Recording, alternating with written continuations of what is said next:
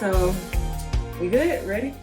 Ready, man. Ready. All right, let's go. You got motherfucking index card? Yeah, I'm ready for your ass. Look, I knew I had to come correct because I respect, first of all, thank you for joining me. Thank you for having me. Thank you for having me. And I respect what you're doing. I like the interviews I've seen you do. I just love.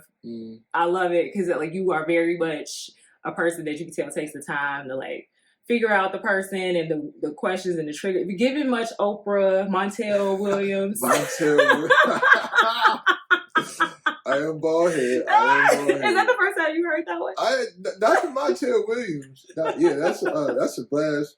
That's a blast from the past. Montel used to be that nigga though. Right. Yeah. Right. Montel Williams was cool as hell. Goddamn Montel Williams. So what the fuck is Montel Williams? I know he was doing some commercials or some shit or something. And you know he had MS. Oh yeah, you are correct. He did. Well, he does.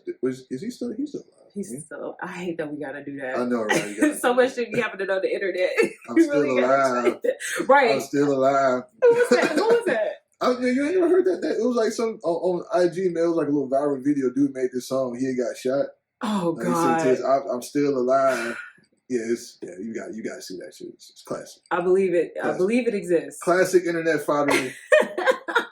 I have no qualms about knowing that shit is out there. So I'm happy to have you here. I'm glad you're joining me. And so for anybody who's watching my channel that doesn't know who you are, I want you to introduce yourself. But you know, we got a lot in common. I definitely one of my people that we got some weird shit that happened too. So we'll get into that. But I think. I hope you remember what I'm talking about. I think I have an idea, but I'm not 100% certain. But I'm sure you're gonna remind me as this goes on. Nothing criminal. No, I know. Yeah, I know all the criminal activity I've done. I know he was never with you, so I know I ain't worried about that part. Yeah, if it was, I wouldn't know. Well, actually, you know what? I've never done anything criminal. I don't have any criminal activities in my life. There you go. What am I talking about? I've been straight and narrow whole life. I ain't never did shit wrong. Rell Allen. Yes. I am a host of the Channel 914 podcast, co-host of the Easily Offended podcast, owner, creator of 914 Media Group, and just all around regular ass nigga outside of that. So humble. Such a cool dude. And anybody who tuned into your channel knows you have a variety of interests. And I just love that. I feel like you're very genuine and very sincere in how you present yourself, and really have an intrigue for having those conversations and letting people tell their stories. And yeah. I feel like, because I watch a lot of there's certain people like Drink Champs, right? Mm-hmm. Love Drink Champs, man. Great shit. But Nori, a lot of times, is just like, bro, shut up. Ask a question, let the motherfucker answer it all the way through before you interrupt. They got to say some shit. You know what I'm saying? And then, you'll interrupt and they go on another conversation and they'll never go back to what they were originally saying. It's just like, so I like to just ask the questions and get out the way. Yeah. Let people talk. You know what I'm saying? Because it's about them. It's about your guests. Absolutely. Right? Yeah. So, obviously we're going to interact. And I'm not going to just sit there and just be quiet the whole time. I'm going to have a conversation. Right. Yeah, but I appreciate that you noticed that. That's what I aim for. Absolutely. I would be the person that's interrupting people. I do that all the time. I'm learning though. See, I believe COVID was my sign to really get my social awkwardness and all of that shit figured out. You know what I mean? Because it's like, okay, now these interactions count. We was taking them off for granted. Yeah, I just feel like 2020 as a year should be stricken from the record. You know what I'm saying? It was so much weird shit happened, man. Just so much. And Trump was president. It was just all the COVID. Well, if I remember when the shit first happened, niggas was outside spraying their kids down with Lysol. I forgot about that. Yeah, man. It's so much crazy stuff happened. You know what I'm saying? Niggas was talking about the 5G was giving niggas COVID. You know what I'm saying? It was so many conspiracies. It was a wild time, bro. It was a wild time. So the social interactions probably, that was a good time to get your move together. Yes. Yeah. And do you remember 3/11/2020? I figured that's what you were talking about. You was the last person I kicked it with. Because that's when we was sitting there. Well, I forgot what the fuck we were doing. I don't know if I was cooking. We were eating, talking shit, probably smoking. Yeah. I'm sure some weed was involved. And then it was like the NBA just canceled the season. And it was just like, and that's what, because before the end, everybody was just kind of like, I'm like, COVID ain't nothing. This shit like the flu. And it was like, black people can't get COVID. You know what I'm saying? Like, and people were making fun of it. Nobody was taking it seriously. And then the NBA canceled the season. It was like, oh, okay. Right. Shit just got real. You know what I'm saying? And it was just like overnight. Everything changed. Next thing you know, we in lockdown. You know what I'm saying? We talking to motherfuckers via Zoom. You know what I'm saying? No, it was, yeah. So that was, I thought that's where you were there. Because that was wild. I'll never forget that shit. We was the last people. You were the last person I saw. Like for like a few weeks. Right. You know it was very giving much like dystopian, Planet of the Apes, like this was it. Like yeah, because it was like we were sitting there chilling. Because I think you, like, not long after that, you left. Yeah, we just did the whole, what else were we going to do? Right. Basketball is over. Right. Like, these niggas to cancel, like, mid-game. Right. The game was happening. The ball was in the air. Right. It was just like, no, we got to stop this shit right now. You know what I'm saying? It was like, oh, okay, all right. Shit, I guess this is real. So, yeah, that was... traumatic. Man. And I was thinking about that. When I was, thinking about having you on, I was like, man, that's crazy. Like, he was like the last person I saw when we really realized that. And so then, did you see Yvonne Orji, from Insecure, the comedian? She has a special on HBO. You say like Yvonne's Orgy. Like, whoa. Is that how like, now I gotta check. Is that how you say her name, or was that a Freudian slip? I didn't see the orgy. I'm just, oh, God. Or let me put some more Nigerian in, Origi. No, I know what you're talking about. What you about to say? She had a stand-up special recently, and a second one on HBO. Yeah, I didn't watch it. She ain't that funny to me, but I didn't. Okay, I can spoil the joke for you. Yeah, but yeah, I'm not gonna watch that shit. But she literally mentioned that like niggas was not taking COVID serious until they was like LeBron ain't playing basketball no more. Like they shut the whole NBA down. That was the moment. Everything changed. Nobody, and it wasn't just black people. Nobody was taking this serious. Yeah. Until fucking they shut down the NBA. Absolutely. It was just like if they finna stop all this money, okay. This for real. Yeah. I thought y'all was playing, right. But yeah. Obviously, we are not playing. This is serious. This is not a drill. Not at all. It was not. Yeah, that changed everything. That was like our 9/11 though. And it was funny when I realized it was on an 11 day. I was like, I'm very into mysticism. So, them numbers to me, they kind of make you look at it again like, whoa, that's kind of crazy. And, I didn't remember the actual date. Until I didn't realize that was 3/11. I didn't either. I had to go back and look it up. So I remember. So when I knew I was gonna have you on, I thought about it, and I was like, I wonder what day that was. And I had to double check, too. Like I did see him that day. Like am I tripping? That happened, right? Yeah. And I was like, was that the same day they announced it? And I looked up, it was like 3/11. Yeah. I was like, wow, that's crazy, man. Yeah. And here we are, over 2 years later. The world has just gotten weirder and weirder. And so we saw 9/11 too. You remember where you were when 9/11 happened? Yeah, I was in, it was crazy. I was in school. I was in Iowa. Okay. And I decided to not go to class that day. I was like, because wasn't 9/11 a Monday? I believe so. I feel like it was. All I know is I've been drinking the night before. I was in college. So it could have been any. It could have been any fucking night of the week. Cheers. Right. Not much has changed, obviously. You know what I'm saying? Niggas still here. Day drinking. But nah, I just know that I've been drinking. Mm-hmm. So I had early class, and I was just like, fuck, I ain't going to class. So I was asleep. And my mama called me. And she called my room phone. At first I didn't answer. She called me again. I'm like, man, fuck. I mean, I knew it wasn't nobody but my mama, right? Yeah. So I pick up the phone. I'm like, hello. She like, are you asleep? And I'm like, yeah. You know what I'm saying? And she like, well, you don't know what's going on in the world, do you? I'm like, what? That's an odd ass thing to say. like, what are you talking about? She was just like, turn on the TV. And I turned the TV on. And there it was. Yeah. 2 towers sitting there smoking. Yeah. You know what I'm saying? I didn't see it. I know a lot of people saw the second plane hit. Yeah. By the time I turned it on, the second plane had already hit. Yeah. Yeah. And then, you know what I'm saying? And then, I just saw the smoke. And then obviously I saw them both collapse. Yeah, man. That's what people really thought, okay, the world is over. Like, this is about to be World War III. Yeah. You know what I'm saying? Like, yeah. So and it's funny when you put those two things, you juxtapose those two against each other, and it's like those are two very kind of like everybody thought the world was going to end moments, but very different. Yeah. And neither time did the world actually end. It changed though. Yeah. Because the world pre 9/11 and post 9/11 was very different. Yeah. And the world post, I guess, what day can you, whatever it was, I guess you could say 3/11. Yeah, if anybody was conscious enough to remember exactly, that. Yeah, post 3/11 is forever changed. Yeah. So yeah, no, that's an interesting comparison. Yeah, that really blew me away when I thought about it like that. But yeah, like those memories, man, they etched in your mind. It's hard to bypass something like that. But moving on to something a little bit more, positive.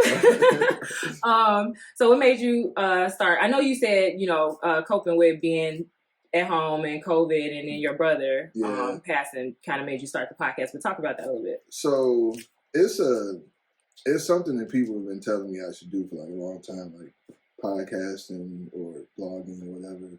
And I'm not disciplined enough to like write consistently. Mm-hmm. This is just talking is easier, even though it's ironically for every episode I end up having to write out a lot of shit. Yeah, you know what I'm saying? Yeah, like, especially when I do the solo ones, like I pretty much have like a script that I follow. Obviously, when I do interviews, I give an outline, questions, but it really kind of like, so when the pandemic first started, I kind of like started doing little stuff online, just like posting shit on IG and Facebook, and people really liked it. And then, but my brother had just passed, so I was kind of like, it hadn't really hit me for real yet. So, and then once we got further into the pandemic, I just kind of like got away from it, and then I kind of went into like really grieving. So I wasn't really, my mind wasn't in a good place to be trying to like put out content. Right? Yeah. And then but funny enough, so I started with the easily offended first, right? So my homeboy Larnell, one of my best friends I grew up with, shout out to Larnell, L Boogie, as some people like to call him, not me. Mama named Clay. Right. Mama named Clay. I'm called Clay. So it's funny because I was just thinking about like what my next move was going to be. Like, just obviously I have a job, I have a career, but it's just something outside of that because it's just like it's not fulfilling, obviously, and it's like, okay, I need something else because this 401k ain't finna hit. You know what I'm saying? On nothing. So I need to be able to create something that's going to generate something that's going to be able to build, and I'm going to be able to like live on. You know what I'm saying? Actually create something that's going to add to the ecosystem. So it wasn't just it's not just a financial motivation. It's kind of like a whole thing. And I was just praying about the shit, man. And I remember it was one day there was like a solar eclipse. It was early in the morning. And I went out to the lake on 39th Street, man. I just kind of sat down out there in the grass. And I was just praying for, like, man, I just need, you know what I'm saying? Like, specifically about what I want to do. And it's just like, I just need a path. I just need something, you know what I'm saying? Something to follow. And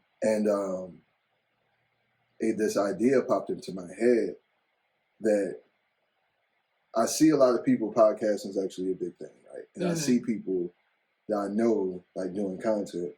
And they actually probably have decent content, but the production value is trash. You know what I'm saying? Like the audio sound terrible, or the video quality, they didn't use lighting. And I just like, I'm no videographer or anything like that, but I have a background in audio engineering. So I know basic shit about just like production value. So I knew that I could like help people do like very basic things. Yeah. You know what I'm saying? So I was like, okay, I can start maybe just trying to help people produce their podcasts, right? So right after I had this idea, Larnell hits me up saying, I'm doing this podcast.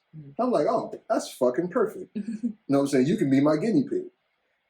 So I just started helping him, man. And at first I was just gonna like help produce, you know what I'm saying, keep shit in order, make sure the audio was good. I wasn't planning on being a cameraman, but the camera guy I guess decided since I was going to be doing that, I could do that too. So, because he was actually on the show, right? Okay. And it was it was kind of weird. We recorded the first episode. The first, like the dude whose camera we were using before I got my own, he was just supposed to be behind the camera and kind of be like the guy behind the camera. You would hear him sometimes, but not. But then one of the guys was supposed to be there. He couldn't record in the beginning. So then it's just like, it was like literally right before we started recording, he was like, okay, well, I'm just going to sit in. All right. So now I guess I'm doing the camera now. Right. You know what I'm saying? And that's just kind of the way it went from there. And then, so it was 4 guys. So one of the guys was absent at first and he came back and then he ended up quitting. I'm not going to go into the whole story. Yeah. There's a whole lot of drama behind that. Oh, sure. But he ended up quitting. So then they ended up asking me to fill in. And I just kind of stayed, you know. So I was doing that for a while. And then, man, I always wanted to do something. It kind of like, so I knew I wanted to like, because I'm more of a behind the scenes person, mm-hmm. but people have always kind of been telling me like, you know, you should do something like this. And I remember, man, like one of the last conversations me and my brother had, it was on the birthday, the last birthday I had with him alive. Mm-hmm. I had a party in my crib. And he told me, like, man, like, like you have a very unique perspective, and like the way you look at the world is mm-hmm. just very different. Mm-hmm. And I just thought, okay, well, maybe this is something I can offer. And so I just kind of like was thinking about, okay, what to do? How am I going to do this? But then, I toyed around with the idea, but I couldn't think of a name. I couldn't think of like exactly what I wanted to do, how I wanted it to be. And then one day, it just hit me. One thing that inspired me, I watched that Ye documentary mm-hmm. With Genius. Yeah. And the dude Chike, he had Channel Zero. And mm-hmm. I remember Channel Zero. Mm-hmm. And he would just like interview people. He'd go all over the place. And it was mostly like Chicago hip hop, yeah, the entertainment scene. And I just remember like, man, you know, so nobody really does shit like that. And just like really just like straight. I mean, people have podcasts and interview people, but they always kind of like everybody wants to be like in a certain lane. Like mm-hmm. nobody really wants to like, you're gonna be about this. Everybody always gonna talk about this and this one thing. And I never wanted to do that. But I just love the way he did it and the energy, and it seemed like the genuineness that he had mm-hmm. with it. And that's just like the kind of energy I wanted to have. And then one day, man, I was just driving along, and then the name just hit me, Channel 914. And it was just like, once I got that idea, it was just like everything was just okay. Mm-hmm. Now it was like everything was clear. Mm-hmm. Once the name popped in my head, and like, all right, I'm gonna buy this equipment. You know what I'm saying? I'm gonna buy all this shit, and I already know how to use it for real. I'm gonna figure this shit out. And like that happened in May, and by June, by Father's Day, I had my first episode up.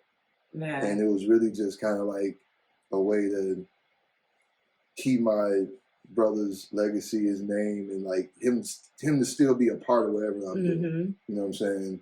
So it really, and it kind of, you know, and also kind of helps a little bit. We talk about in terms of healing and yeah, getting on, and yeah. So all of that, and it just it gives me an outlet. It gives me something creative, something I can do. And it allows me like to, even because all the people that I've had on are people I know personally, mm-hmm. but I've gotten to know them, but not everybody, but mostly, but I've gotten to know them like even better.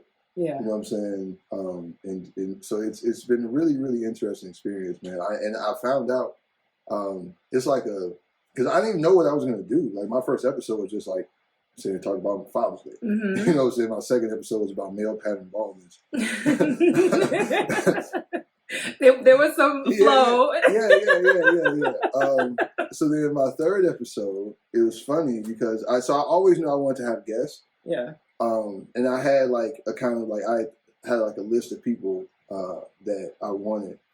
But then I ended up seeing, so my first interview was with the Downing brothers. Yeah. Fellow Mustangs. And so I happened to see Anthony at the gym. Mm-hmm.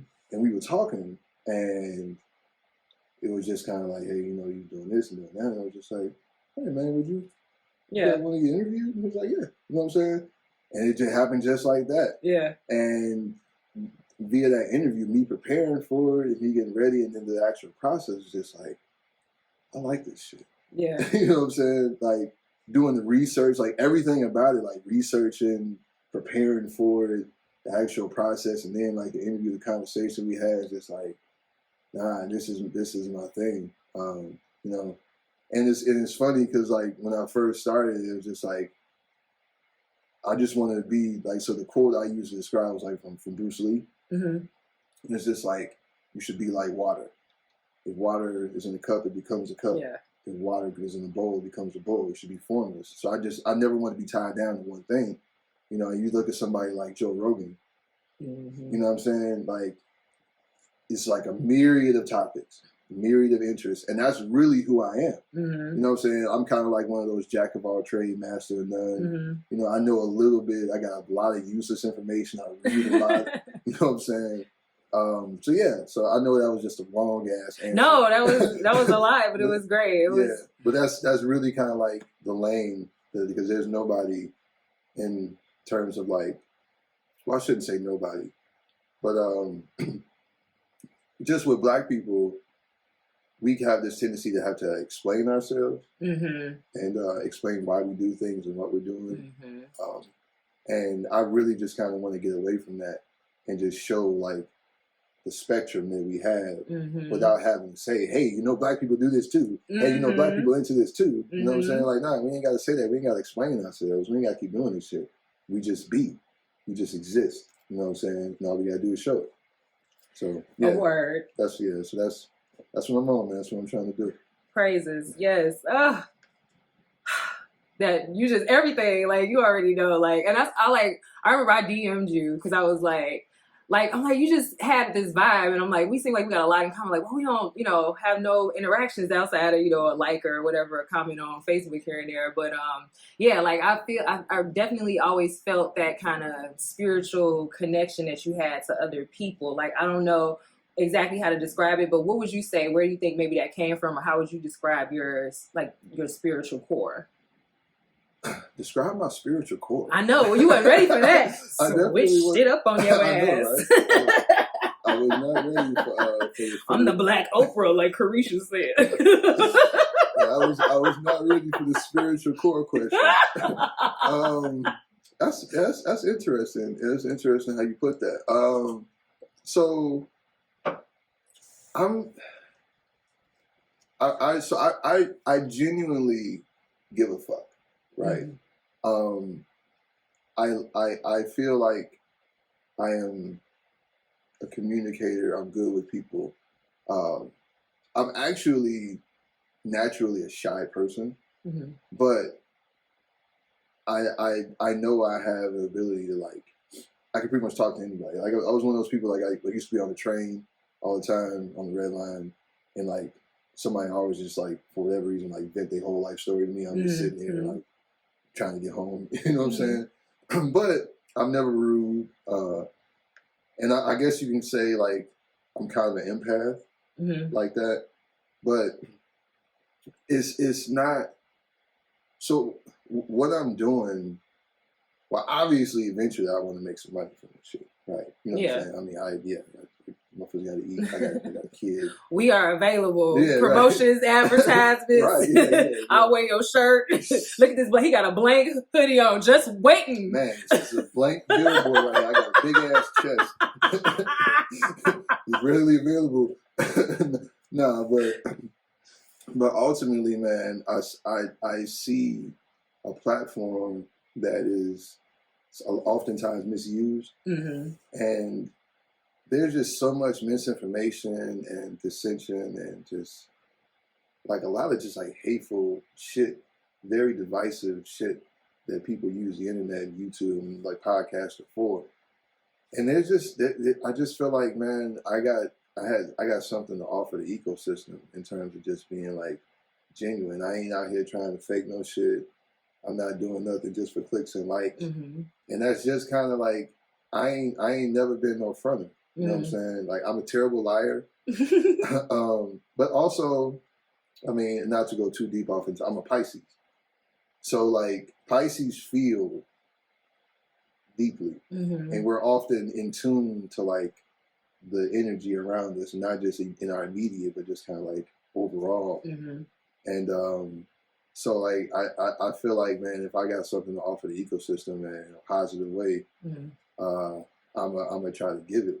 And I just feel like this is like the platform for me. And like, but I really just want, I don't know if I answered that question properly, but in terms of my spiritual core, man, like I like to do good and I like to see good. And I just kind of want to put that out there, and in hopes that maybe if people can see it and I can become successful this way, then people can see that I ain't gotta do all that other shit. You know what I'm saying? I ain't gotta say no crazy shit and outlandish shit just to get a reaction, just to get clicks and views, you know what I'm saying, just to get on. I ain't gotta do nobody dirty. You know what I'm saying? Like I wanna be able to collaborate with people. I wanna be able to have like, I feel like everybody can eat. You know what I mean? Like I don't feel like I gotta step on nobody. I don't want to do that. I don't want to get on that way. I don't want to have to be disingenuous. Yeah. Because I feel like for me especially, it'd be really easy to see because I'm a terrible liar. So if I am on some fun shit, I feel like people would be able to see through it. Yeah. So I'm just gonna be who I am. Yeah. And yeah, that's it. I still don't know if I answered that question properly. But. The answer to the question was he's a Pisces, y'all.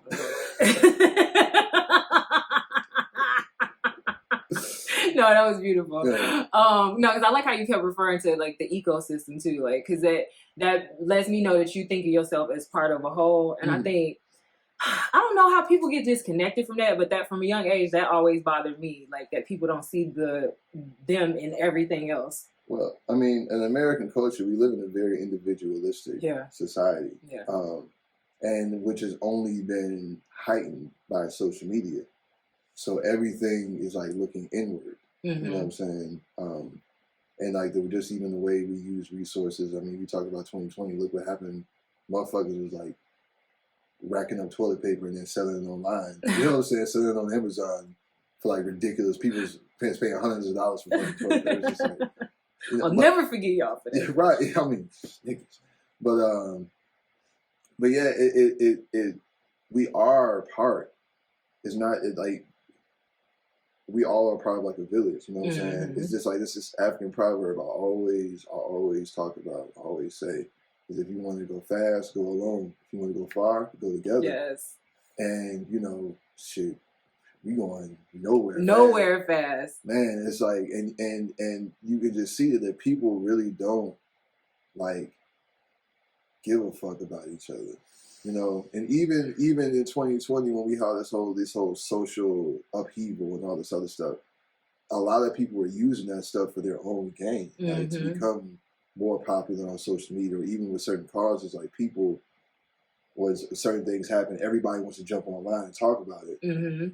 But I don't, at least me, I don't feel like it's not so much because they care so much about it and what's happening. It's just like, this is the popular topic. This is what people want to hear. You know, it's not even so much that it affects you like that.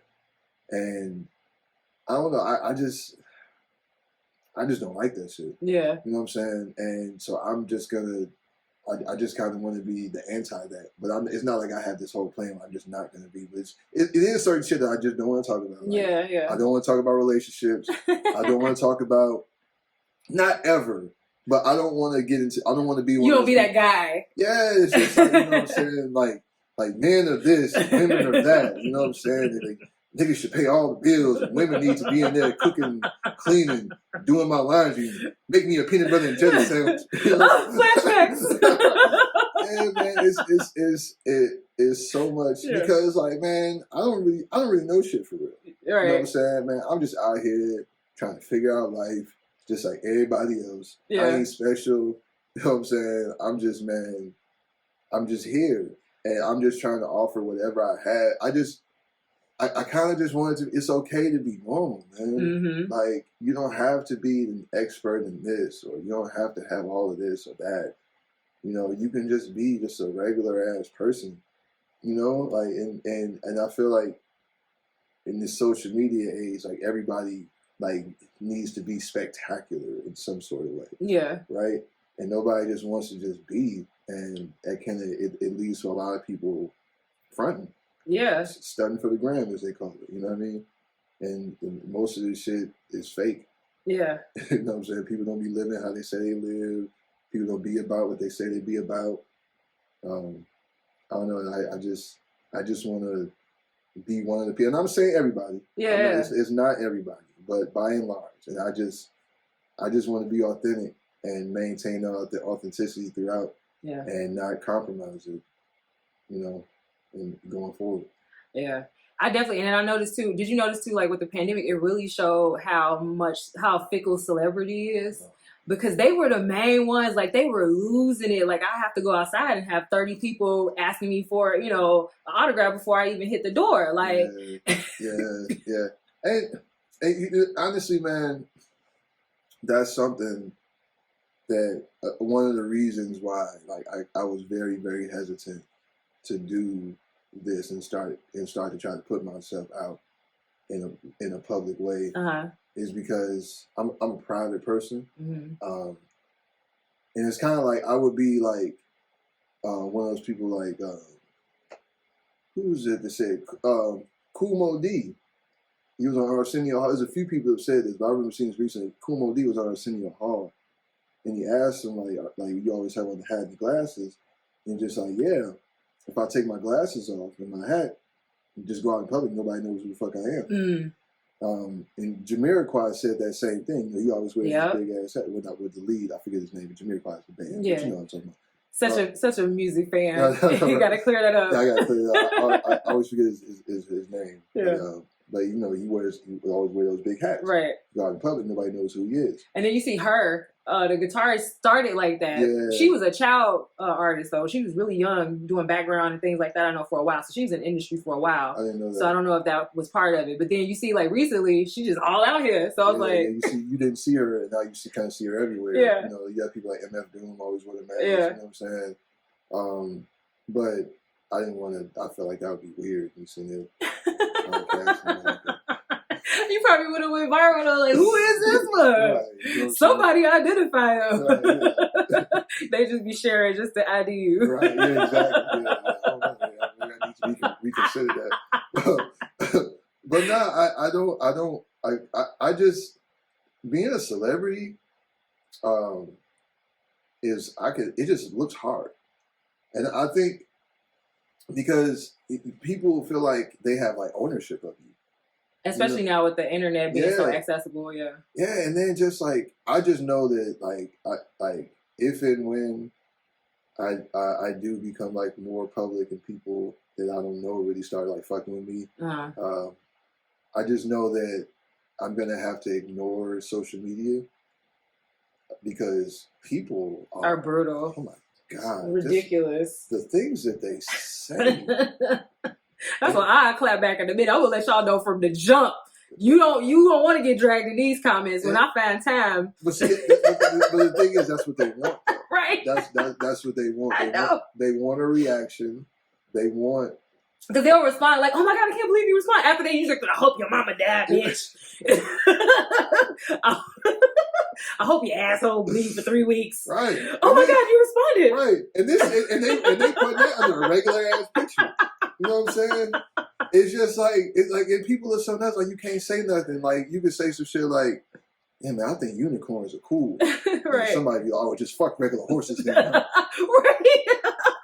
Like, nigga, I didn't say nothing. My grandfather had a horse. What you trying to say? Right. You know what I'm saying? I was just expressing my admiration for a mythical creature. Man, next thing you know, like I hate horses. I'm a horse hater, and somehow I abuse horses, and you know what I'm saying? It's people will just run, and so I don't want that part of it. But there are people that are able to balance fame and still keep a level of anonymity. So I think it's about like how much you interact with it. Yeah. Because I look at people like, even though he didn't do this in the social media era, but somebody like Derek Jeter, who was a shortstop for the New York Yankees through all those years, and you never knew shit about him personally. Yeah. And even still now, like there are people like people even look like Beyonce. Beyonce is the biggest star in the world. Some would argue. Well, I can't really argue because Beehive a dragon, but and you still really only know about her what she wants you to know. Yeah. You know, so there are ways around it, but man, like but being famous, man, that shit is not for the faint of heart, man. You gotta be able, you gotta be really, really, really secure in yourself. Yeah. Very, very secure, or them people will drive you crazy. And also with security plays into that. Because without it, you aren't able to set boundaries. Right. I feel like that boundary thing too, like having to be, and then being able to like cut certain people out. Because I've seen so many celebrities where like, you know, they'll have all these people in they clique, and then, you know, after a couple awards, couple hit songs, couple, you know, accolades, now the whole crew different. It's like, what's going on? I don't know. Like, I mean, I got a small circle. I mean, I know I'm cool. A lot of people know a lot of people. Yeah. But in terms of like my real friends are very, very small circle. Yeah. And I feel like that would probably be a key. I mean, I've never been famous before, so I don't really know. But I just know that I do see how that happens. One thing I will say, somebody like LeBron, he put all his people on, but he put them in positions to where they could do things for themselves, not just live off of him. Right. Right. So, especially when you talk about men, if no grown man should be wanting to live off of another grown man. How you feel about 50 Cent Kid? You know what it is, man. He just wants attention from his father. I mean, him saying that $6,700 a month in child support is not feasible. Yeah, is ridiculous. You know, I mean, I guess when you think about how rich 50 Cent is, though, I mean, there's one, but obviously $6,700 a month is more than enough to live off of, and this nigga's like 25. Yeah, right. I thought he was in his 30s or something. Yeah. Everybody keep exaggerating and rounding up. He over 18. Right. I know that shit. You know what I'm saying? It's just like, so, bro, you sit there, you talking about child support, but I think it really is just him. Yeah. He obviously does not have a relationship with his father. Yeah. 50 Cent is very public with his younger son. You know what I'm saying? Him being a father. So I can only imagine how that would feel to him. Like, damn, you ain't never fucked with me. Yeah. Now, like, you posting pictures of this nigga. Right. You know what I'm saying? And so I can imagine there'd be a lot of, like, hurt. Yeah. And you're going to lash out in whatever way you can. And this being in the social media era, he obviously knew by him saying that. Yeah. It was going to get picked up. It was going to go viral. Yeah. And I think he says, and I know I saw him saying something afterwards, just like, you know, like, we don't have to do that. Just, you know what I'm saying, just give me some time. Yeah. And I think that's really, and it's kind of crazy, man, you know. I mean, 50 is a genius. But he's obviously, I should say obviously, I don't know. He appears to be like a piece of shit.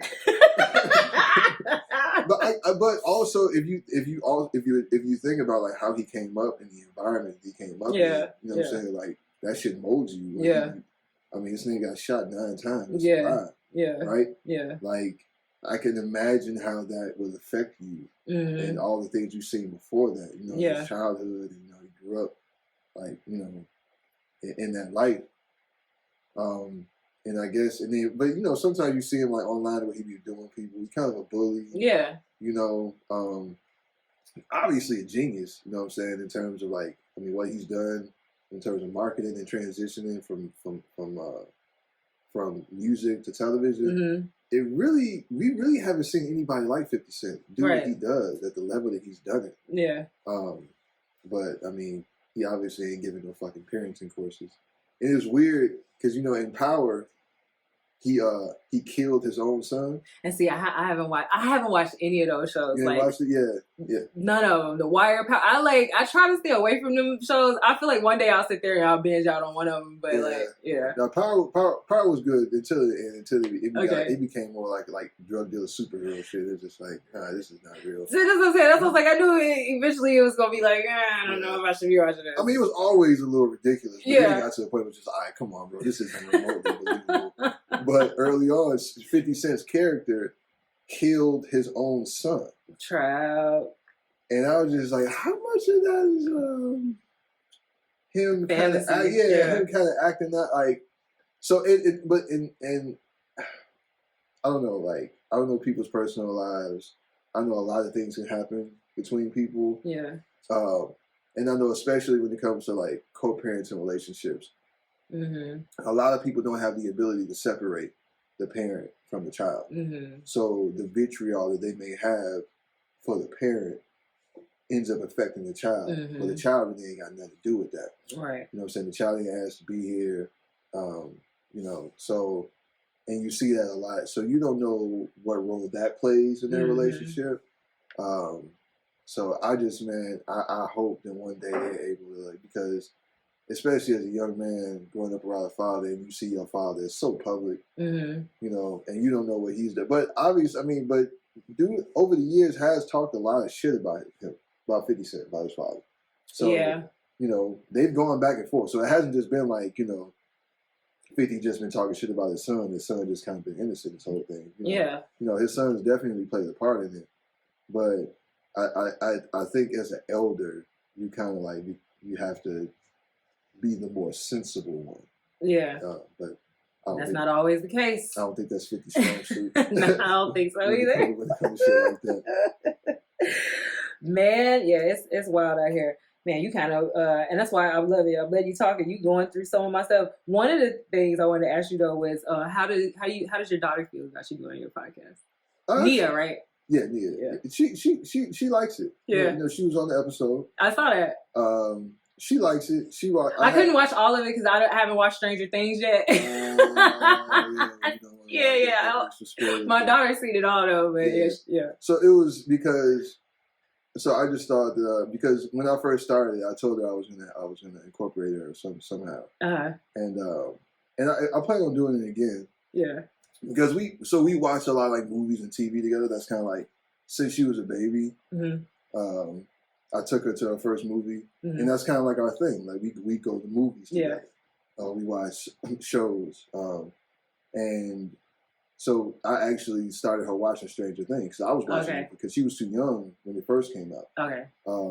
So I think like season 2, she asked me if she could watch, and I was like, yeah. You know what I'm saying? I mean, it's a kid. So it's obviously kind of gruesome in some parts, but it's a kid's show. Yeah. So we both ended up watching it.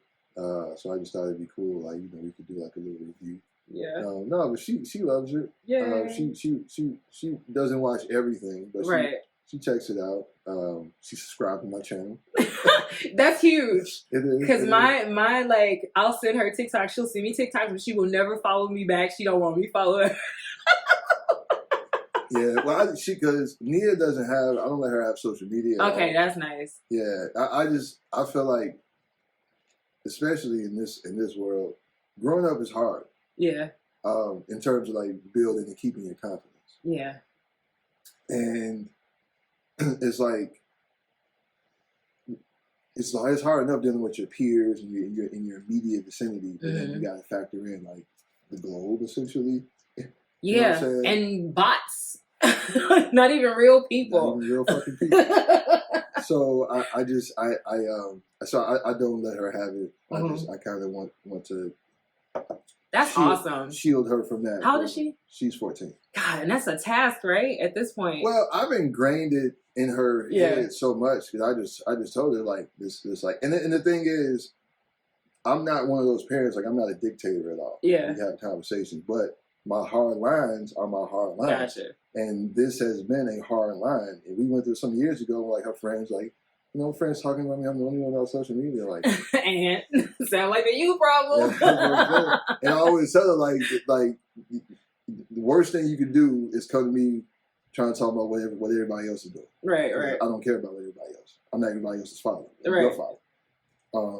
Yeah. I mean, that was very bad. No, but that's what it'd be like. Yeah. Nah. So, but But she does have a YouTube channel, but it's not her name. Because she creates like video edits. Gotcha. She's an artist, so yeah. So I'll allow her that creative outlet. Right. But no, she doesn't have accounts for outside of that. She doesn't have any accounts on herself. Gotcha. But she digs it.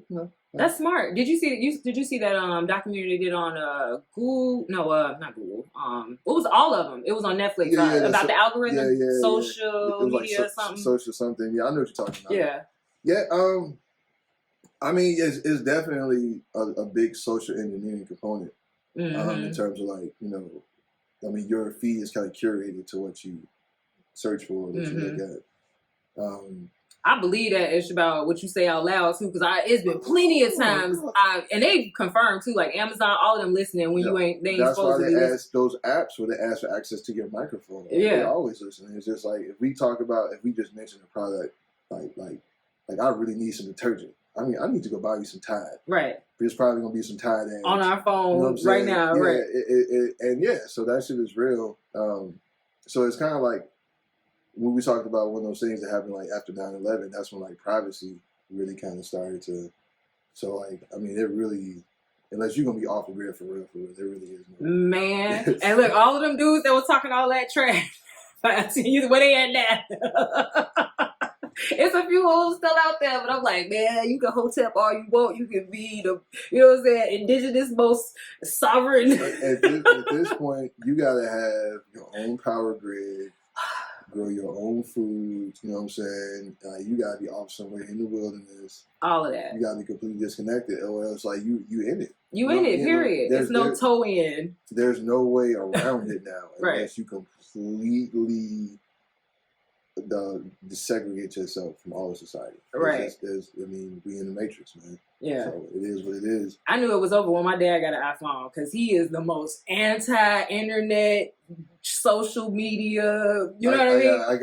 I get that. I've only had. I met your father that one time when I came, and I actually ended up talking to your father for a minute. Everybody. Yeah. We were sitting in the bar. We had a nice long ass conversation. Yeah. That was that time it was one of those gigs I came to. It was wow. This is obviously pre-pandemic. Yes. Yeah, man. So, but yeah, no, it's the world has changed, man. It's gonna continue to change.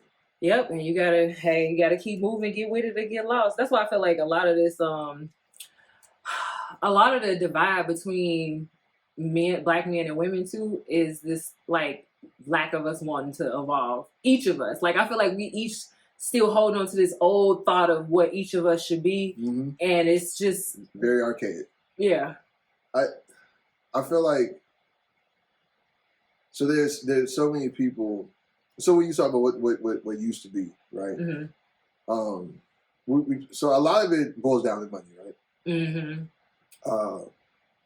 Men are supposed to pay all the bills, supposed to do this, supposed to do that. You know what I'm saying? And whatever. Women are supposed to be domestic, submissive, right? Which a lot of times I feel like a lot of dudes that like to throw that submissive term around really just want somebody they can control. And that's the thing, is just like, do you want submission or do you want subservience? Right. And those are two very different things. Yeah. But also, I remember I was having this conversation with my parents a while ago, and they were telling me like how much they used to make every 2 weeks. It was just like a few $100s or some shit. Like when they first got married, man, back in like the early 70s. And like they had nice crib, car, you know what I'm saying? They used to go out all the time, used to have a good time. And, it was much more feasible back then for like a man to be able to like get a job straight out of high school and be able to provide for a whole family. And that's just not the case now. You know what I'm saying? So that's one. Yeah. For two, women have just taken on a different role in society. And a lot of that had to do with the fact that, we went through the crack era and mass incarceration. And just a lot of other things, globalization, people losing those factory jobs. And so women kind of had to step up, right? And I feel like now that that's happened, you have a men that don't want to accept that that's the case. That women have taken on this new role in society, and you have women that are kind of mad that they've had to do that because they look at it like it's our fault. We did this intentionally type shit. It's like resentment for the same issue on both sides. Yeah, exactly. Yeah. You know what I'm saying? Where none of us created these circumstances. Right. This was all kind of done to us. Right. And we're mad at each other over some shit, and neither one of us really did. Right. And it really is. But it's also like, man, there's more than one way to skin a cat. Like, everybody has the right to pursue what they want. If you want to get you a man that's going to pay all the bills, you know what I'm saying? Then you have the right to do that. If I want to get me a woman that's going to split the bills with me, then I should have the right to do that. And I shouldn't be, neither one of us should be chastised either way. You know what I'm saying? I think everybody should be able to live their life the way they want to live it. Absolutely. But the problem comes in when you want to tell everybody else, or you're not this and you're not that if you're not doing this. Right. And I just think, man, there's so much of that and people end up having to try to live up to these expectations that a lot of times are unfucking realistic. Very unrealistic. No, so I don't pay attention to none of that shit. Yeah. You know what I'm saying? I don't count nobody else's money for them. Don't nobody else count my money. Don't nobody else pay my bills. So I'm gonna do what works for me. Absolutely. And I'm just trying to figure out, like, because I so recently I heard this whole thing about 666, like 666 club or whatever. So it's like these, I know, right? So it's so-called these women are looking for men that are 6 feet, 6 inches, and 6 figures. And I was like, who is really out here saying this out loud? Like, so okay, so let me get this straight. So over 6 feet in height. Yeah. Six-figure income. And over 6 inches in dick. Yeah, or at least, I guess. At least 6 inches in dick. I was like, can we be more basic? Like, and that's fine if that's what you want to do, but like... I hadn't heard that. Yeah. That's hilarious to me. And also, I know people, like, I mean, everything is relative. $100,000 ain't that much money. Right. I mean, it's... Depending on what you have. Do yeah, where you at. But if you got kids and bills and shit in this day and age, inflation right now. It's that shit get eaten up. Yeah, really fucking quick. But I mean, you know, it's good. Yeah. But if people look at it, it's just like you make if you could just get to 6 figures and like all your problems would go away. It's just like that's not. Nah, nigga, unless you living in like fucking Gary, Indiana. You know what I'm saying? With them potholes. And... Right. But nah, I just, and then you got like, I mean, I don't know. I guess most niggas ain't over 6 feet. I guess I'm fortunate. How tall are you? I'm 6'2". Hey y'all. Got one of them 6s checked off for sure for you. That's stupid. I mean, so stupid. I'm gonna keep the other one for myself. Child. The only one. No,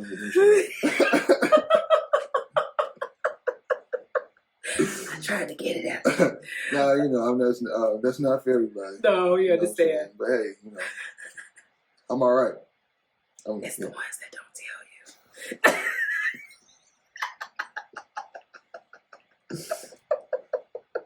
It's funny that you say that because the whole alpha male thing is... I don't know if you've seen my episode recently, but that thing... I did watch some of it. Okay. And it's... Because for me, it's like, if you an alpha, you ain't gotta say... Whatever you are, if you truly are that, you don't have to say it. Point blank period. People gonna know it. Right. When they see you, when you walk in the door, how you carry yourself. Right. You know what I mean? I ain't got to beat on my chest. I ain't got to like wear that shit across my body. Right. You know what I'm saying? I am who I am. Right. I'm going to be who I'm going to be. You know what I'm saying? So yeah, that shit was always, for me, honestly, man, especially with the men that I see, a lot of these dudes is lame, Joe. Where my okay. They lame. And I see them as they didn't get action growing up or as young adults, or possibly even now. But now they have a platform, they have a good job, and they have a little bit of money, and now they want to talk shit, be vengeful. You know what I'm saying? It's just like, bro, like if I remember, I was very broke. In early adulthood, like in my late 20s, early 30s, I was broke as fuck. Yeah. I'm talking about scratching and surviving, waiting in a child line. Yes! The most disputed lyric per Dave Chappelle, right? Right, exactly. You know what I'm saying? All that shit. And when I tell you I had no problems, that'd be the thing. I'm like, I know plenty of broke dudes that get action. They just know how to talk and finesse or whatever it is. And I mean, not saying that that's always right if you not present yourself as who you are. Yeah, but even then, I know chicks that just will mess with a broke, busted dude and won't complain about it for, years on end. I mean, so it's just like, bro, and then it's just like, and then be the dudes talking about like, if a woman, like we're talking about, like if a woman has a high earning job that makes her less attractive, it's just like, nigga, what? Bro, that's real. When I bought my house, my boyfriend at the time, I told him I was buying a house. I mean, it wasn't like a secret. And, at that time, he could have brought up any reservations he had or questions or concerns about the status of our relationship. But he waited until we had, it was kind of at the end of things and I was getting ready to break it off. And he brings it up like, I knew when you bought your house, you wasn't ready for no serious relationship. And I'm like, what in the entire... So I'm supposed to be homeless because I'm waiting on you to figure out what you want, or like, you know what I mean? Yeah, how the fuck is buying a house... Say I want to be single forever. Like, that's just so ridiculous. Yeah, you have children. That's like, goodbye. Like, thank you for confirming that something's not right. A lot of that stuff is just based on people be projecting their insecurities. You know what I'm saying? And, they don't realize that. And, like, the shortcomings that they may have. Right. They'll put that off on other people. You know what I'm saying? And that's really what that should be about. So I don't pay too much attention to it. Absolutely. You can't. No. But yeah, that took me aback. I was like, that's the thing? So you can have your house. I'm supposed to pay rent. Or maybe supposed to move into his house or something? But we had conversations. It's not like he was like, hey, well, why don't you... Yeah, because I'm not going to offer your house up to myself. Yeah, the time to bring that up would have been like when he was looking for a house. Right, when I said, hey, I got a realtor and, Yeah. Looking at, weird. You still doing jujitsu? I can't say that real fast. Jujitsu. Oh yeah, absolutely. I'm never gonna stop. Yes. I'm gonna do that. That's become it's a passion of mine. It's an outlet.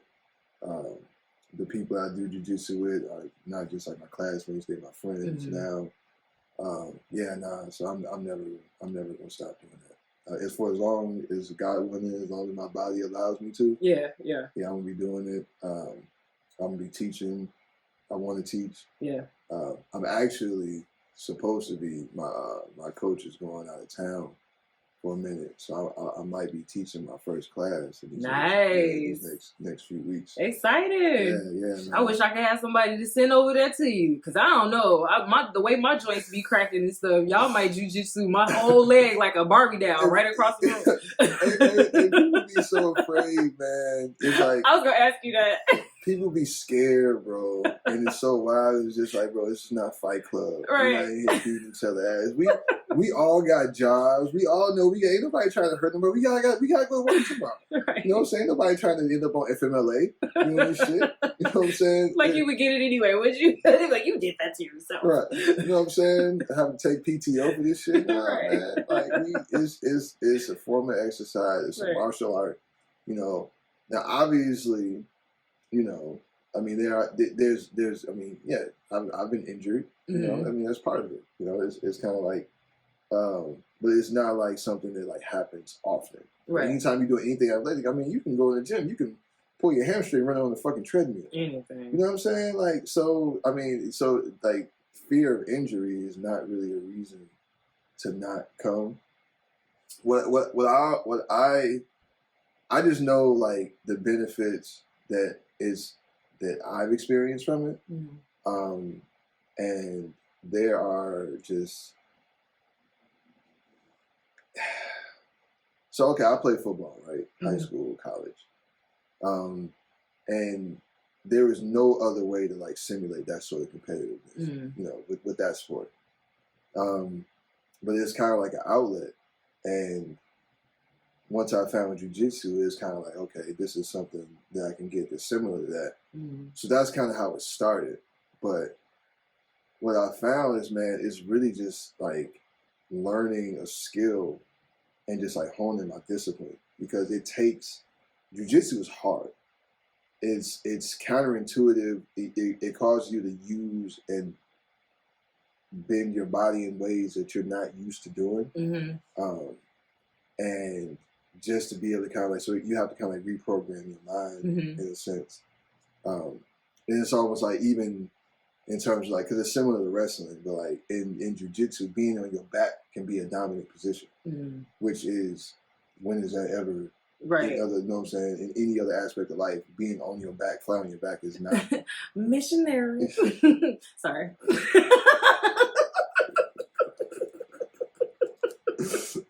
Visuals, that's all. I'm trying to give a visual. But being on your back is not a dominant position, but it can be in jiu-jitsu. And it just in terms of like the discipline it provides, like it's exercise, and it can build like camaraderie amongst others, man. It really kind of like self-confidence, because like then you're leveling up. You know, you start as a white belt, and it really takes like 2 years of consistent training to go through belts. There are only 5 belts. Yeah, it's white, blue, purple, brown, black, right? So I'm a blue, should be a purple very soon. Fingers crossed. But yeah, so like just that ability to level up. Yeah, and it's just like, okay, now you got to this level. Now, okay, this is cool. But now you gotta get, and even when you get to black, there are levels to that. Yeah, you know what I'm saying. So it gives you something to kind of always be shooting for. Like you're always a student. You're always learning. And it really is just like a hobby that is a passion at the same time. And it gives you something that's just like completely separate from your regular life. Yeah. Right. And then, I go to competitions and I get to compete against people that I've never met before. And, we do battle, and, you win some, you lose some. But after every match, like, it's always like, when my opponent is just like, man, bro, like, how'd you do this? Man, how'd you, like, man, that was good. Like, man, you almost had me there. You know what I'm saying? Yeah. It's just this level of respect that people have, because everybody that goes there knows like the work and the dedication it took to be able to get to that level of competition, and not only that, the courage that it takes to just be able to step on that mat, because a lot of people are not going to do that. You know what I'm saying? Everybody, you know what I'm saying, people be scared. Yeah. I've seen people come to class one time and be like, yeah, no, I'm not doing that again. Yeah. Or like you have people that will always ask me like, yeah, man, this is shit that kills me. People will ask me, I just mind my own business, sitting there, and somebody shoot me a message or like, hey man, when is jiu-jitsu class? Man, I'm gonna come, you know what I'm saying? I want to come learn that shit. And I tell them when it is, and the niggas never show up. And I'm just like, bro, like, why did you even, what was the point of you even reaching out to me? You know what I mean? Like, come on, man. But that's how it got with me in Spanish. I'm like, people always reach out, oh my God, I need to learn. I'm about to go. Teach me a couple, all right, here, inbox me. I had a whole Google Classroom set up, organized, filed. Yeah, you got bilingual as fuck too. Black and bilingual. I didn't even realize. Yeah, I was gonna tell you earlier when you mentioned Bruce Lee. I was looking for my Bruce Lee shirt, but this one was the one that came out the pound. It's gray, but yeah, it's like, yeah, y'all want to do things. You want to do them, but you just don't want to get over that fear of trying something new and looking dumb for a little while. Yeah, and it's also like the level of you have to be disciplined. Yeah, and you have to be dedicated to it. It's not like jiu-jitsu is hard. Yeah. It takes a long time to learn. Yeah. Like I've been with I started Well, I originally started in 2013, but it was kind of off and on. My coach then it was excuse me, it was a very off and on again thing.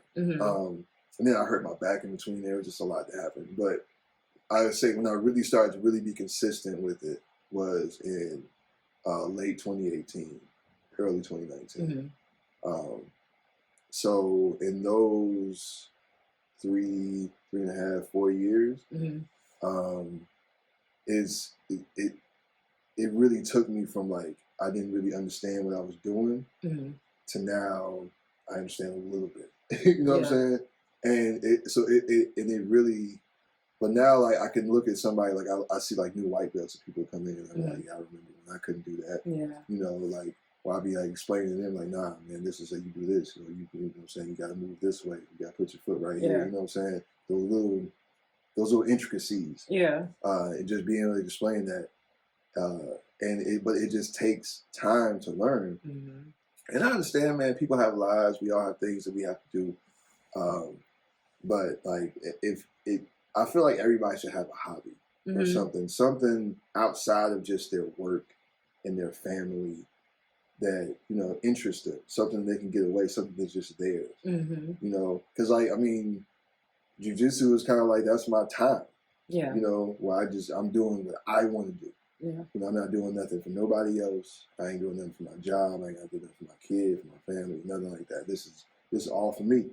You know. And do you feel like when you're doing it, does it like take you out your head in a way? Like you doing, of course, you're thinking technically what you're doing, but you're not so focused on outside things because you're so consumed with what you're doing. Well, yeah, because you got to concentrate. Yeah. You know what I'm saying? Because one, you got to learn. So basically, I'll just take you through a class, right? So we do, the class is typically 2 hours, 6 to 8. We do conditioning for the first part of the class, you know, just exercising. And then second part of the class is just straight jiu-jitsu, where we'll do drills, and then we'll learn, like, he'll teach, like, technique, like, what certain move. But it's just, like, you have to listen and pay attention to what the fuck he's saying and showing you, because then you're going to execute it. Right? So, okay, you listen, you pay attention, you take it all in, and then you execute it, right? And then we'll do that, a few drills, we'll teach us a few moves. Most of the time they're in sequence, right? So you'll start here, and then you add this on, and you add this on. And then we're sparring. So now we're essentially fighting. Right. You know what I'm saying? So yeah, I got to concentrate there. My mind can't be there. My mind got to be right here. Right. You know what I'm saying? So it kind of, there have been so many times where like, I've gone to jiu-jitsu class and my mind has been all over the place. But then when I get there, it's just there. Yeah. And then all the stuff that was bothering me beforehand, it's not really there anymore. I think that's so important, especially when we get to our age. Because I feel like our parents too, at least mine, I saw where they had their jobs and the things that they, you know, kind of committed to doing. But like, as far as like hobbies and really the things that they love to do, I feel like they sacrificed a lot of that. And I feel like our generation kind of is more like, you know, I'm going to be a balanced person and I'm going to take, you know, my time for me. And self-care is kind of more in the forefront of how we kind of operate in a lot of ways. Yeah. And I feel like that keeps us young. Like you said, when you give yourself a challenge and you make yourself a student and you get out of your head so much, and, you know, the challenges of day-to-day life can really stress you out and make you old. You know what I mean? So you do need something on the side to really like do the things you love. Because there was always something as a kid, I feel like you really wanted to do, everybody. But you didn't do it because you got made fun of. Because like Ray J, did you see he did an interview and somebody stopped him and they asked him if there was something you tell yourself like 20 years ago or your 20-year-old self or something like that, what would you tell him? And I wasn't expecting his answer, but he was like, man, stop trying to be cool. He was like, man, like, I wanted to tap dance. If I would have just did that, my life would have been so much different.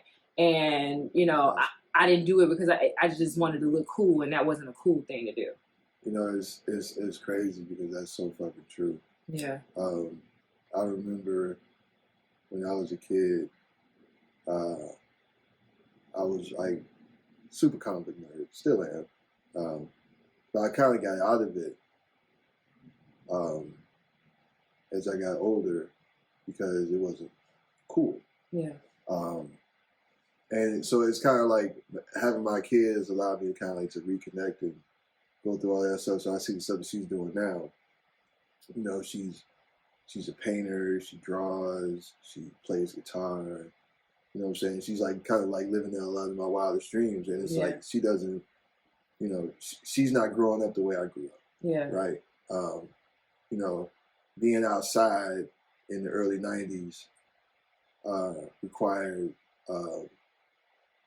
a certain level of, I guess, toughness. You could say.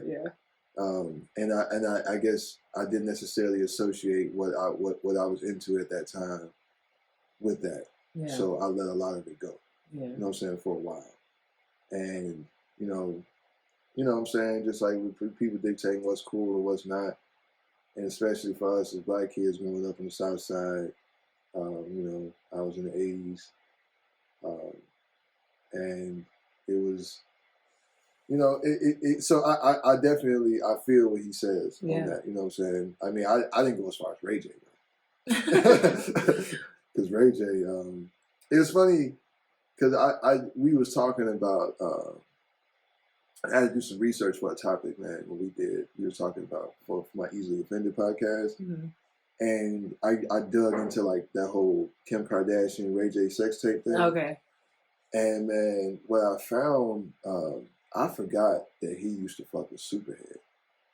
Oh yeah. Yeah, and you know you can't tell her nothing because she don't spit out whatever you say. Mm-hmm. But she was talking about how, like, you know, when that whole thing happened with the sex tape, you know, Kim always acted like she had no part of it. She wasn't, but that was not true. Right. But Ray J was very complicit because Ray J was just obsessed with being famous. Mm-hmm. You know, and what she said she told her, obviously we don't know if this is true. Mm-hmm. What she said she told him at the time was like, this is not going to work out for you the way it's going to work out for her. Are you talking about the mom? No, Superhead told Ray J. Oh, gotcha. Okay. Like, when she was talking about, like, you know, him and them releasing that sex tape. Gotcha. She's like, this is not going to work out for you the way it's going to work out for her. Right. And lo and behold. Fuck if she wasn't right. Right. You know, the head not just for that, it's for thinking. Right. You know what I'm saying? You know what? Stop. But so you do end up, and like I said, even more so now, but even back then, this is before social media. Right, you know what I mean? Right. It's just like, just being in your classroom was just like, oh, you work comic books? Yes, like, right. You know what I'm saying? You drawing all this other shit, you know what I'm saying? Oh, like, you smart, you get good grades. Right. You know what I mean? Like, whole time they jealous and insecure and all of that, right? Yeah, I wasn't paying. And that's the same shit I tell my kid now. Yep. It's just like whenever people that secure themselves don't go out of their way to make other people feel bad. Absolutely. And, you know, so I just remember transitioning from, like, I would stay in the house a lot, you know what I'm saying, drawing, reading, and all that other shit. And then it's just like, you know, I wanted to be cool. So now I'm outside with my brother, half swung to the left. You know what I'm saying? Yeah. Yeah, man, you know. But the thing is, you can there's not one way to be cool. Right. You know what I'm saying? So just be you. That's the coolest thing you can be. The coolest thing you can do is to be yourself. Yep. Yeah, that's real. Yeah, for sure. Well, on that note, it's been a good time. Anything else you want to add before we end this? Nah, man. Thanks for having me. This has been cool. And I put the lime in your bullet. Man, and that shit low key. I ain't never had this shit before. I'm like, hey, this ain't bad at all. I gotta give me some motherfucking lime. Man, limes are great, man, and healthy, and man, all the citrus fruits. Yeah, the citrus, man, oranges, lemons. I had some congestion for a minute, man. Yes. I started drinking that lemon water, put lemon, like the fresh lemon in my tea. Mm-hmm. Man, knocked all that shit right out, man. Citrus fruits, man, the vitamin C. You know what I mean? You obviously can't have too much of that acidity, but you know, you gotta have balance. But you know, but it's but they say with the lemon, it alkalizes in the body. Yeah. Something to that effect. So it's not as acidic as it would be normal, you know, outside the body. It's something in the body that chemistry, y'all. Yeah, chemistry. I didn't fail chemistry. That wasn't. Definitely wasn't my. I had favorite. Mr. Slick, so I was just in there he fending taught for my. physics. No, wasn't he? Oh no, who was the chemistry? No, he was. He did chemistry and physics, didn't he? He might have. I had Miss Aya. Yeah, I didn't take physics. I didn't take physics either. I had Miss Aya Noder for chemistry. Did you know her? No, I think I remember the name, but I didn't have her. She was so fucking mean. But she was. But what I found out, she was actually cool though. But because the thing is, like, so I'll never forget one time in class she said some shit wrong, and I proved her wrong in class, and she kind of knocked me for it. But from that point on, I got a whole nother level of respect for her. Right. And she gave us this project to do for like extra credit, and I did it, and I was always like a pretty good writer. And so she was really impressed with what I did with that. So we had like a different report after that. But she was mean as fuck. In general, like just from jump, yeah, she was really mean. I don't know how you could deal with all them kids and not be. So my hats off to any teachers that's out here trying to do it. I looked at that shit so differently after, like, you know what I'm saying, as an adult. Like I couldn't imagine. Like, I would have been on the news choking one of them. and you know, we had a different level of respect. Like because we had a different respect and fear of elders in general. You know what I'm saying? Like now these kids don't. And then it wasn't unheard of back in our day in elementary and early days of high school to have the principal or somebody put their hands on you. Like, I remember elementary school, our dean had belts literally in the room, in the dean's room. Belts lined up on the wall, like, come parent, have your pick, leather, pleather. I remember, man, when I was in grammar school, one of the assistant principals had a panel. Right. Yeah, like, yeah, you know what I'm saying? They would put their paws on you. Yeah. Like, you couldn't just, like, now, it's just like, and then it'd be like, you know what I'm saying? Like, they'll tell you I had to do this, and the parents be like, oh, yeah, well, shit, and then you fuck around and get it again. Right. Now, it's like, you do that shit, the parents want to fight you. Right. It's just, it's different. Yeah, man. It's different. Times have changed. Well, thank you. Y'all check out his channel. Make sure y'all subscribe. It's channel 914. Yes, sir. Channel 914. Yeah. And check you out for your jiu-jitsu lesson if you about that life. Yeah, man. Power Fitness on 109th in Michigan, Mondays and Wednesdays, 6 to 8 p.m. Saturdays, 11 to 1. Professor Jim Williams, really good guy. Always looking for new students, man. You know what I'm saying? So if you ever want to try it, you know, it's a really cool thing. You know, we're not gonna hurt you. You know, not intentionally. Might get you in your feelings a little bit, but I mean, you know, yeah. I mean, and that happens to everybody. They go in there and they think, you know, motherfuckers think they can fight it, they strong. Yeah. And a motherfucker half your size fold you up, and they can do something to your ego. Yeah. You know what I'm saying? But you gotta be able to move past that. Yeah. It makes you stronger in the air. Yeah, absolutely. And hit us up. We ready to put a logo on this white hoodie, right? Right across that billboard. You got to get a per square inch rate. Yeah. Because you can do one side. You know what I'm saying? Like this side right here, and this side right here. It's a lot of square footage. Now, I can put like 3 logos just right here. So, I'm telling you. You know what I'm saying? Chest wide as fuck. Next time you gotta wear the green screen. Right. Just let them put it on there for you. Whatever you want to put on here, man. You edit it. I'm good. Right, be available. It's been real, y'all. Thank y'all so much. Thanks for tuning in. And make sure y'all like and subscribe and share if you enjoy anything. But once again, I appreciate y'all for tuning in. And y'all have a blessed one. Love you. Bye.